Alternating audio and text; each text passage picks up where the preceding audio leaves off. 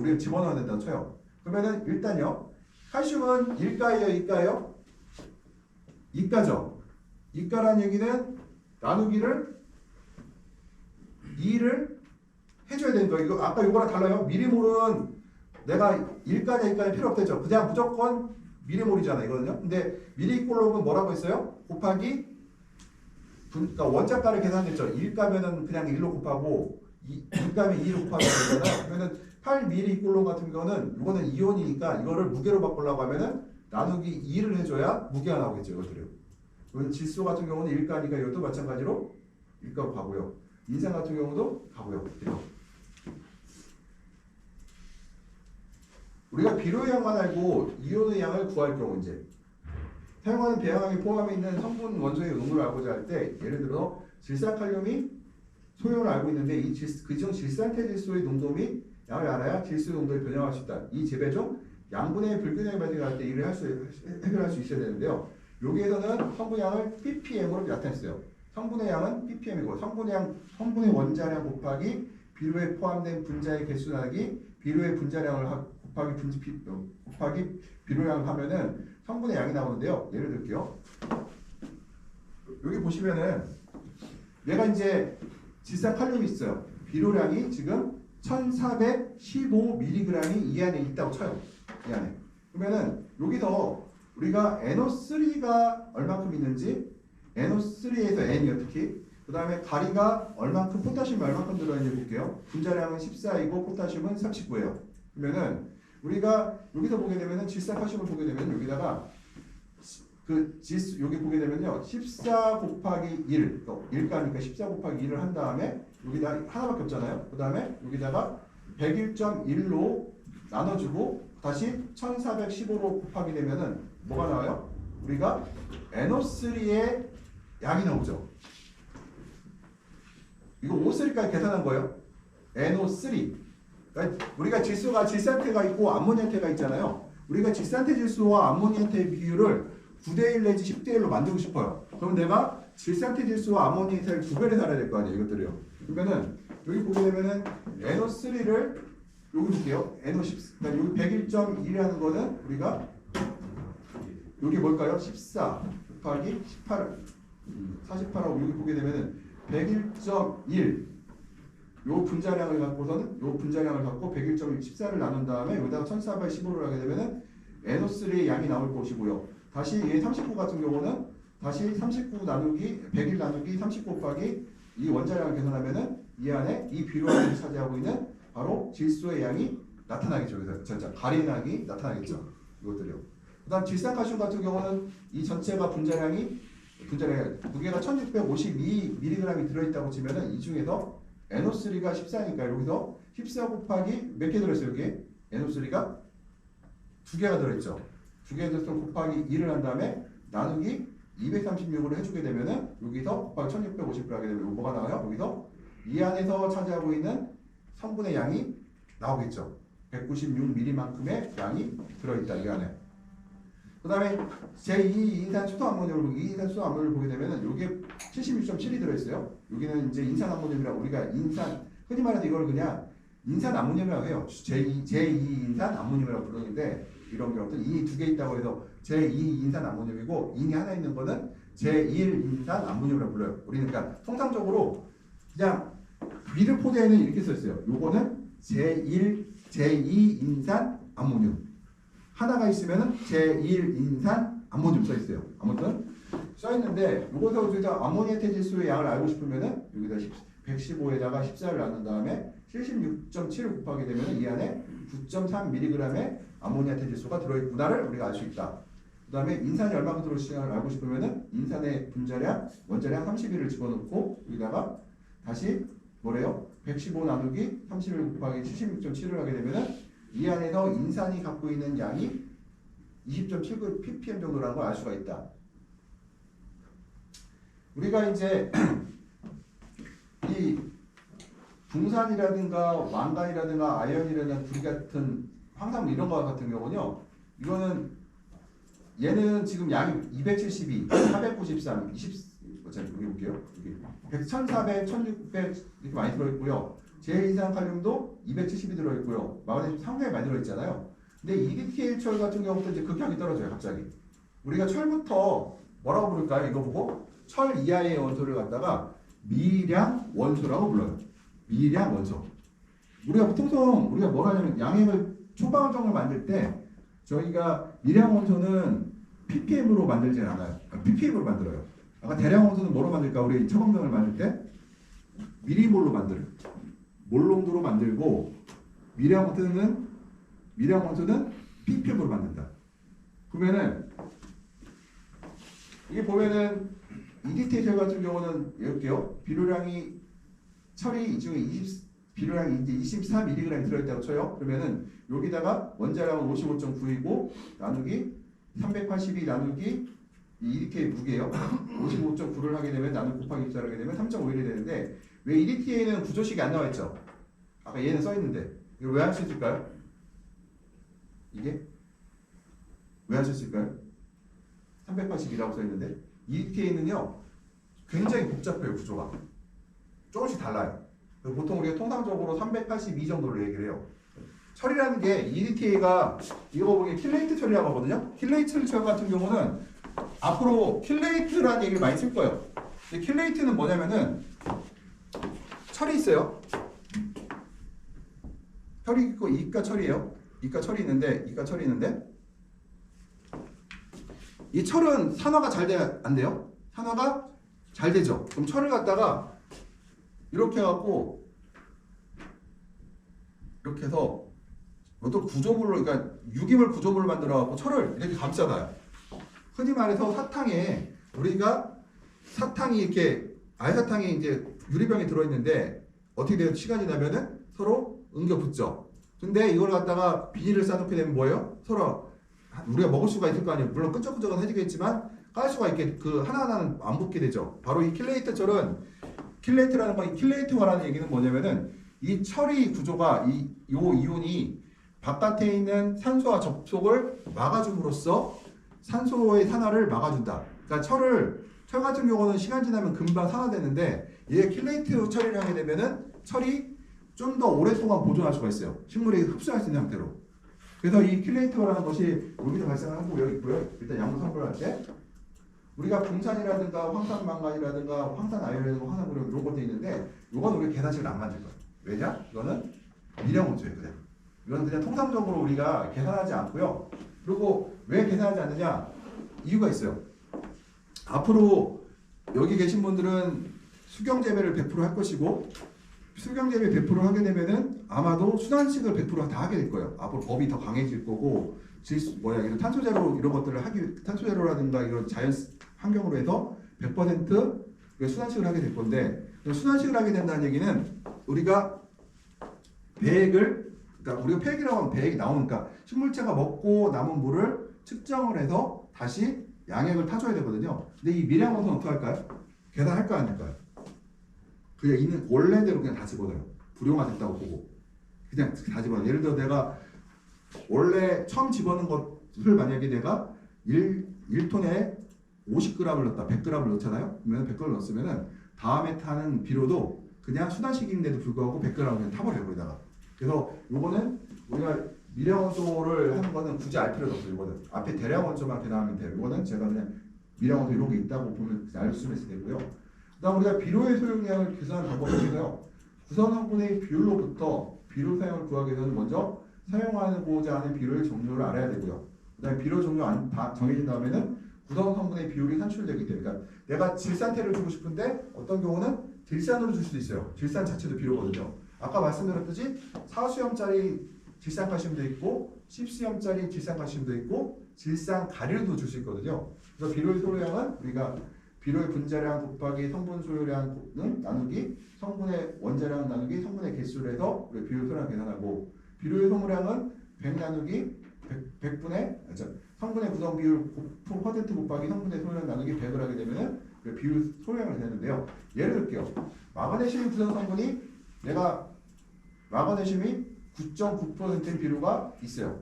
그래서 마그네슘이 48.6g이 필요하다고 하면은 내가 얼만큼의 비료를 넣어야 될까요? 100분의 9.9 곱하기 48.6 하면 어떻게 돼요? 490.9가 필요하죠. 항상 기준점을 이제 내가 필요한 양이라는 거는 내가 이 원소가 퍼센트잖아요. 아까는 분자량 중에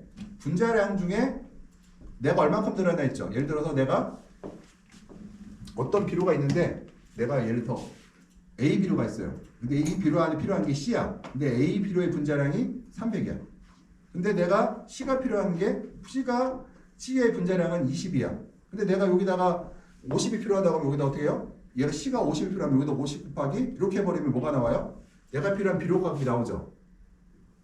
분자량 갖고 할 때는 얘는 그게 아니라 퍼센티지로 했죠. 퍼센티지 기준은 뭐예요?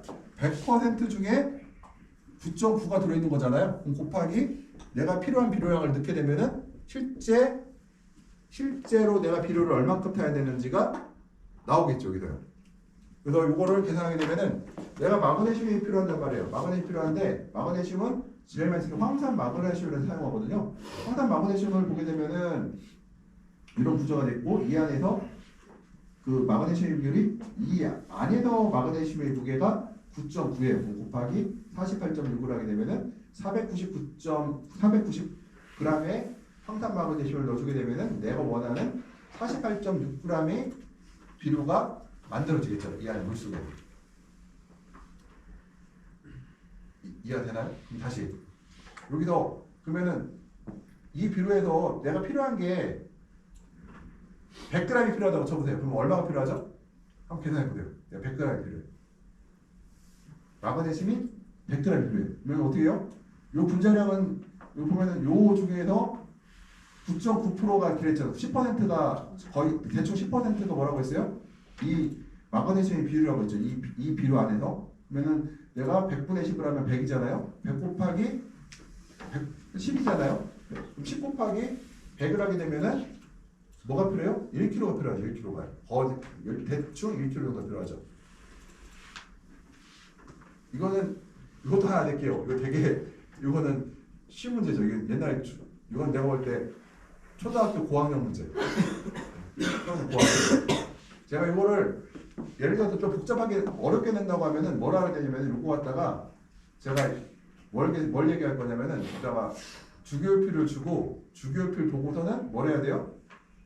이 분자량을 구하고 이 분자량에서 마그네슘이 실제로 얼마큼 있는지를 구하고 더 한번 문제를 골라가면은 이 비료 용도는 95%라고 하면은 또 뭐예요? 나누기 0.95로 또 해야 되겠죠.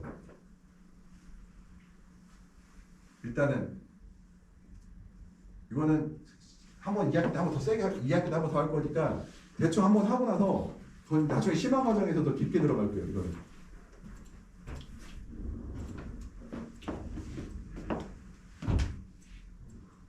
그 다음에 배양액과 배지 산도액을 얘기를 할게요. 우리가 pH라는 거는 너무 많이 배우고 있죠. 그러니까 수소 농도에 역에 항로그한 것들. 수소 농도가 많아지면 pH가 올라가야 내려가요? pH가 내려가고 수도기가 많아지면은 pH가 내려가고 수도기가 적어지면은 어떻게 돼요? pH가 올라가죠. 이런 과정이 있는데 그래서 수소이온이 많을수록 pH가 낮다. 그래서 pH가 7이면은 중성, 7보다 낮으면은 산성, 높은 알칼리라고 하죠. 우리가 보통 pH 6에서 5로 떨어질 때 1만큼 하는데 실제로는 10배가 늘어난 거예요. 6에서 4로 가면 몇 배가 늘어난 거예요? 100배가 늘어난 거고 6에서 3으로 가면은 1000배가 늘어난 거예요. 왜냐면 로그값이니까 여기. 로그값이니까. 그래서 우리가 그러면은 변화가 잘 없겠죠. 생각해보세요. 6에서 5로는 가기가 쉽을 거고 6에서 4로 가려면 어떻게 돼요? 어려워지겠죠. 그러니까 이 수소 이온이라는 그 pH라는 거는 위아래로 흔들리기가 사실은 어려워요. 왜? 로그값이기 때문에. 그러니까 10배, 100배, 1000배가 되기 때문에 실제로 어렵다는 거예요. 그래서 그러면은 우리가 뭐 이제 수소 이온이 많아지면 수산화 농도가 줄어든다.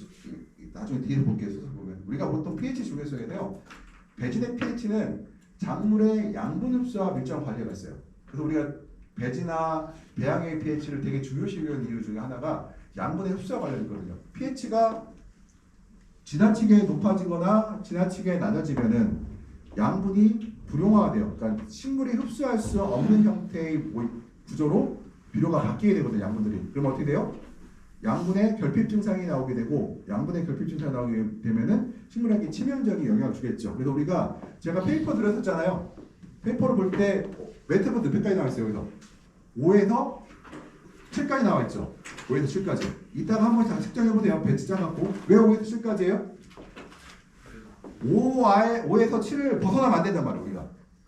그럼 그 이해관을 필요가 없죠. 5에서 7이 벗어나면은 그때부터는 급을 떠다가 정식으로 다시 검사해야 돼요. 그때부터. 우리가 뭐예요? 점검하는 거예요. 딱 봤는데 5에서 7이다. 그러면은 pH가 5에서 7짜리도 페이퍼가 있지만 1에서 한 11까지 페이퍼도 있어요. 근데 그거는 거의 안 써요. 왜 안 써요? 이거는 아주 이상이 있을 때만 한번 진짜 이게 그런지 그러니까 이거 우리가 위아래 올라가서 얼마큼 벗어나는지 보려고 쓰는 거지 그 페이퍼 거의 쓰질 않아요. 제일 많이 쓰는 건 우리가 5에서 7짜리를 우리가 흔히 쓰고 있다. 이걸 갖다가 여기 계신 분들은 6개월에 한 개를 쓸 마음으로 하세요. 6개월 정도면 하나씩 다 써야 돼요. 내가 농사 지으려면. 내가 온실을 운영하려면은 6개월 한 번 정도는 그 페이퍼를 다 사용이 완료가 돼 있어야 돼요. 그러면은 우리가 구간하면은 뭐 세포가 그러니까 뿌리가 망가진다고 하고요. 7 이상 볼게요. 우리가 주는 7이 넘어간 뭐예요?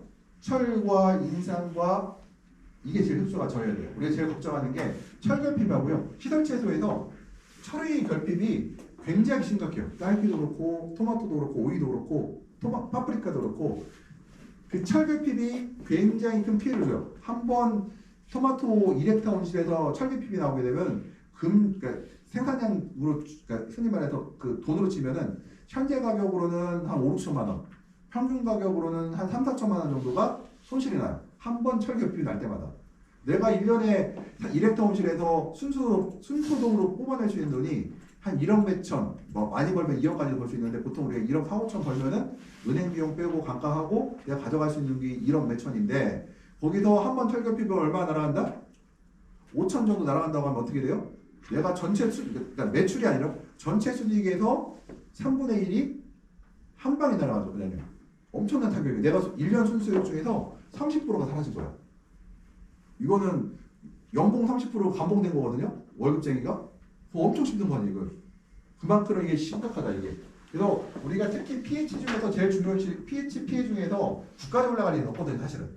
아주 뭐 이런 일은 거의 없어요. 근데 7이 넘어가는 경우가 있어요. 그래서 우리가 요 특히 그 중에서도 요 철결핍에 대해서 우리가 굉장히 예민하게 본다, 이것들.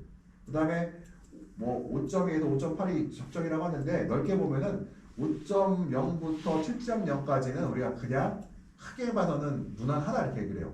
제일 좋은 거는 5.2부터 5.8까지가 요게 뭐예요? 베리 굿. 여기서 5.0에서 한 6.45까지는 굿. 5에서 7까지는 노 프로블럼. 별 문제 없어요. 그 다음에 우리가 4.5 이하가 되면은 무슨 문제 생기지 하면은 칼슘이라든가 마그네슘이나 가리 같은 양이온들에 대한 불용화가 시작이 돼요. 양이온이 불용화. 그 다음에 양이온화 불용화되면은 또 저희가 식물한테도 피해를 줘요. 식물이 약을 못 빨아먹을 거 아니에요. 그러면 이거 문제가 되겠죠. 그 다음에 안면에 물리적 피해가 발생하는데 또 하나가 pH가 너무 떨어지면 칼슘하고 마그네슘 가리가 불용화된다고 했잖아요. 불용화되면은 또 문제가 하나가 있어요. 드리퍼 가격이 얼마나 있어요? 하나에? 850원, 900원 정도 하고 그 정도 하거든요. 850원. 내가 24,000개가 들어있지 1헥타에 24,000개 이상. 그러면은 얼마가 손해 봐요? 막히면 한 방에 재료값만 2천만 원 이상, 인건비까지 하면 2,400만 원 날아가는데 이 4.5로 떨어지게 되면은 칼슘이 특히 이 칼슘이 불용화가 되면요, 칼슘이 그 드리퍼를 막는 현상이 발생을 하게 돼요. 그래서 우리가 이런 문제들도 있고요. 그 다음에 4 이하가 떨어지는 경우는 거의 없지만 그렇던 뿌리가 상하기도 한대요. 근데 요 이상 여기까지 가는 거는 굉장히 문제가 있죠. 우리가 비료만 갖고 이렇게 될 수가 없어요. 볼게요. 아까 로그값 얘기했죠.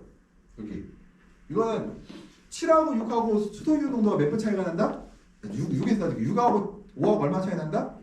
10배. 그러면은 6에서 4로 떨어지면 얼마 차이가 나야 돼요? 100이 피해야 되죠. 그러면은 사실은 4까지 떨어지는 거의 없어요. 그런 경우는 아주 제가 아직 본 적은 없고 한 4.8 여기까지 떨어진 건 제가 본 적이 있어요. 근데 거의 이하로 떨어질 경우는 없지만 볼게요. 4.8로 떨어지면 어떻게 돼요? 여기서 무슨 문제 시작돼요? 이제 까딱 잘못하면은 칼슘이 응고되기 시작하겠죠. 여기서 예. 그 다음에 7 넘어가는 건 흔해요. 이건 흔하다기보다는 자주 있어요. 근데 여기서 7이 한 번 넘어가면 철립이 뭘까요? 하루, 이틀 안 와요. 지속적으로 7이 일주일, 열흘 지속되면 피해가 오기 시작하는데 이거 우리가 실제로는 대응할 시간이 충분히 있다. 어떻게 충분히 있다? 내가 페이퍼를 이용해서 체크를 하게 되면은 하루 그랬다고 해서 문제가 생기지 않으니 바로 우리가 양액을 조성을 바꾼다고 해서 우리가 조치할 시간이 있다는 거 이것들이요. 그래서 그 우리도 정밀화한 게 아니라 이게 충분히 하루 이틀 그래도 문제가 되지 않는다. 그리고 또 하나가 가끔가다 질문하는 것 중에 이제 배양액을 조성을 내가 이제 양액을 공급하고 있어요. 2.0으로 공급했는데 제가 보니까 2.0가 부족한 것 같습니다. 한 3.0을 공급해 주십시오. 그러면은 이 사람들 하는 얘기가 2.0에서 아니 1.5에서 공급하고 있었는데 내가 3.0으로 바꿔주십시오. 그러면은 1.5에서 3.0으로 갑자기 바꾸면 식물이 충격을 받지 않느냐 이런 얘기를 해요. 충격을 받을까요? 받을 수가 없어요. 왜냐면 배지 받죠. 배지 커요 작아요? 크죠? 거기서 100ml씩 하루에 7번 8번 줬다고 쳐요. 며칠이 있어야 그 배지가 전체 교환될까요? 한참 있어야 되겠죠. 1리터씩 해도 한 15일, 20일 있어야 전체가 교환이 돼요. 그러니까 EC라는 건, pH라는 거는 한 번에 바뀌질 않아요. 어떻게 바뀌어요? 천천히 올라갔다가 천천히 떨어져요. 그럼 우리가 pH도 어떻게 할 수가 있어요? pH를 오늘 체크를 딱 했어. 야, 지난주에 5.5였는데 이번 주에 5.9네? 몇 개를 체크해봤더니 전체적으로 올라가고 있어. 그러면은 야, 내 배지의 pH가 좀 올라가고 있는데 아직까지는 괜찮은 것 같아. 어디까지 올라가나 볼까 했는데 또 다음 주가 됐어요. 그랬더니 분포도가 한 6.0에서 한 6.7까지 올라간 거야. 그럼 우리가 이제 뭘 봐야 되지? 그다음부터는요? 이제 pH를 조정해야 되겠구나. 이제 이게 한 번에 안 움직여요. 그래서 결론은 뭐냐면은 체크를 최소한 2, 3일에 한 번만 해줘도 내가 감지할 수 있다. 움직임이 변하고 있는 걸 우리가 충분히 알 수가 있다는 거예요. 이거를 얼마나 검사를 그러니까 그거를 일을 안 했으면은 철결핍이 올 때까지 pH가 그렇게 변화된 걸 몰랐을까? 그렇죠. 이게 한 번에 변하는 게 아닌데 서서히 변하는데 모든 건 이게 이 배지 용량은 20리터이기 때문에 그게 막 변하는 게 아니에요. 한 번에. 우리가 배양액의 pH가 낮을 때는 일반적으로 음이온 흡수가 좋고요. 중성일 때는 양이온 흡수가 잘 된다고 쳐요. 그러니까 pH가 낮을 때는 음이온 흡수. 음이온이 뭐예요? 질산태질소, 인산 같은 산들을 잘 빨아들이는 거고 6에 가까울수록 7에 가까울수록 양이온 흡수가 잘 된다고 하는데요. 보게 되면은 보통 우리 다량원소 흡수에서는 6, 미량원소에서는 5에서 6, 몰리브덴 6.5, 7이라고 하는데 우리 통상적으로 레더 보면은 우리가 5에서 7 정도 사이에서 pH가 움직이면은 별 문제가 없다고 하고 아까 여기서 봤듯이 5.2에서 5.8이면은 어떻게 돼요?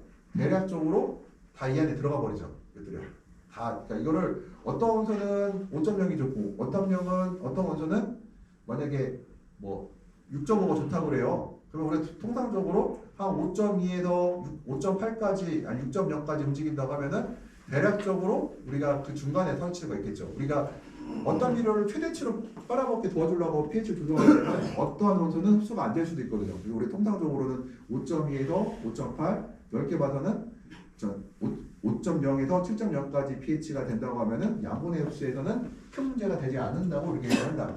그래서 pH가 낮을 때는 철, 망간, 아연 흡수가 잘 되고 pH가 높을 때는 몰리브덴이 안 되는데 pH가 높을 때 인산과 철의 결핍 증상이 나온다고 했잖아요. 그래서 보통 요게가 우리 가장 큰 데다. 인과 철소 요거. 인, 금도, 철인데 특히 철 결핍이 가장 문제가 돼요. 인도 결핍이 되는 게 보이거든요. 근데 철에 비해서 인산이 피해가 적은 이유가 있어요. 똑같이 결핍이 있는데 철하고 인산하고 피해가 달라요.